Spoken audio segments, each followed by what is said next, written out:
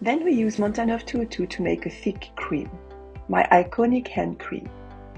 4% Montanov 202 is used to emulsify 20% shea butter, helped by Solagom AX and Cepinov Whale. Emogreen L19 provides light skin feel, and Aquaxyl brings additional moisture and skin barrier reinforcement. The process is as follows. Weight phase A and B separately and heat them to 85 degrees Celsius. Add phase C to B and then add phase A to B plus C.